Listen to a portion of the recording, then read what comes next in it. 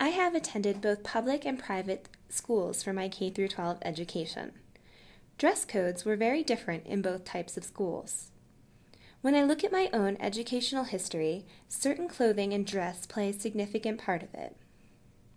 Coulter and Miller write in their book, Clothing as Material Culture, "It is now recognized that cloth and clothing are culturally constructed commodities with complex symbolic properties." I would like to use this narrative to dig deeper into aspects of education where clothing has played an important role.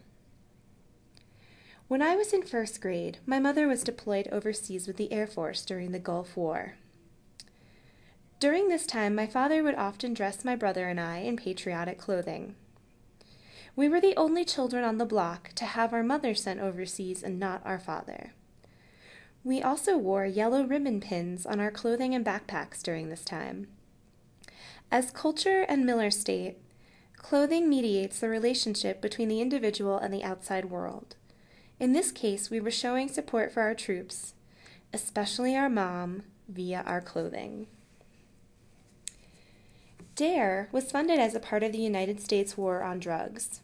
Over 80% of America's schools use this program and have their students say no to drugs and gangs. A visible article of clothing associated with this program is the DARE t-shirt. When I started the program, I knew I would eventually get one too. And at the end of the school year, when our classmates hosted our DARE graduation, we proudly showed off our new shirts and our new drug education knowledge. Clothing was used as part of the curriculum at times. Class plays and activities sometimes involved dressing up to learn. For example, my second grade class participated in a Pilgrim and Indian Thanksgiving to go along with our studies of early American colonies. Also, for class career days, dress played a key role. Our speakers, usually parents, would come in dressed in their work uniforms and talk about their career. Their uniforms immediately established them as experts in their fields. During the middle of my 5th grade school year, my family moved to Howell, New Jersey. Due to the zoning of the school districts, the nearest elementary school was 30 minutes away from our house. My parents didn't like the idea of our home being so far from the school, so they looked into the private schools in the area. One of my main arguments for resisting private school was the uniforms. I fought tooth and nail with my parents over their decision to move us to private school because I hated the idea that everyone looked the same. I liked being able to dress myself in whatever I wanted and whatever I thought was cool. Why did this have to change? In the book Appearance and Identity by Negrin, the author points out that, in postmodern society, physical appearance has become increasingly central to defining personal identity. It also didn't seem very functional to me to have to wear a skirt every day.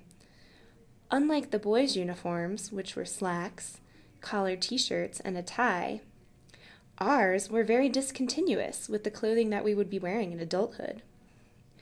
The uniforms also reinforced a value-laden, culturally acceptable style of dress related to gender norms. Students could not dress in the uniform of the other gender. Being caught in violation of the dress code 3 times suffered the same punishments as academic dishonesty, bus misconduct, cutting class, and improper language. I hardly think that an untucked shirt and cheating deserve equal offenses.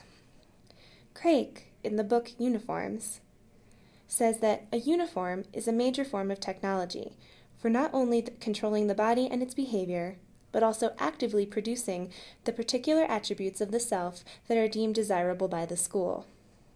In that same book, Craik also mentions that school uniforms have become an important and effective selling point for private and religious schools as a way of establishing the values of the school: pride, a sense of community, discipline, and success.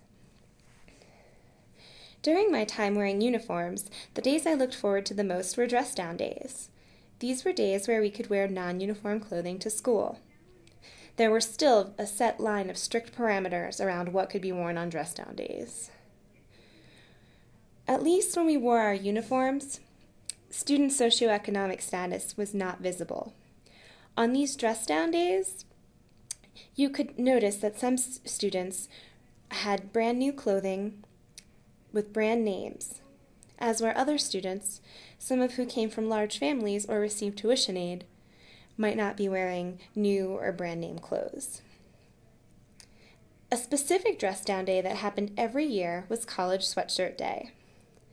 My high school had a very high percentage of students graduate and go on to college. This was a large part of their social capital into appealing to potential students' families. Part of this reinforcement of this expectation for us all to go to college was through this dress-down day. One uniform that never bothered me was a sports team's uniform. I played softball and hockey until high school, and in high school I started running track and cheerleading. As Rubenstein points out in her book, Society's Child, there are some social ties to sports uniforms for children. A sports uniform made it possible for a child to take on a new role as a team player. The clothing strengthened friendship ties and enabled students to show that they were a part of a group. Sports uniforms can also hint towards the socioeconomic status of children as well. Hockey equipment and the latest running shoes were a very costly expense for my family. They also had to spend a large amount of their disposable income on funding my sports participation and registrations.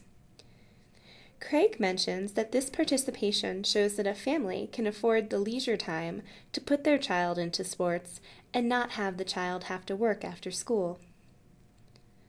Another uniform that I wore to school was my Girl Scout uniform. These uniforms indicated expected behaviors. Viewers could assume that I went camping, attended meetings, and even sold cookies once a year.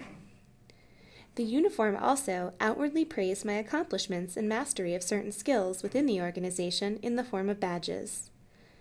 The uniform showed my belonging to the group as well, and was a means of recruitment for other female students. Clothing also marked social rites of passage during school. Being at a Catholic school, First Communion and Confirmation were marked by certain forms of dress for students. Also, graduation demanded proper academic regalia. In these cases, clothing became symbols for life transitions and completion of certain tasks that showed our advancement. I would like to conclude my narrative with a quote from Entwistle. Fashion and dress have a complex relationship to identity. On one hand, the clothes we choose to wear can be expressive of identity, telling others something about our gender, class, and status. On the other, our clothes can't always be read, since they do not straightforwardly speak, and therefore can be open to misinterpretation. It is important to understand that these are my own interpretations of dress through my school years. Other students may have completely different meanings held to the same articles of clothing. Even if our interpretations are different, acknowledging the social, political, and economic meanings behind dress might help us better reflect on our own school experiences.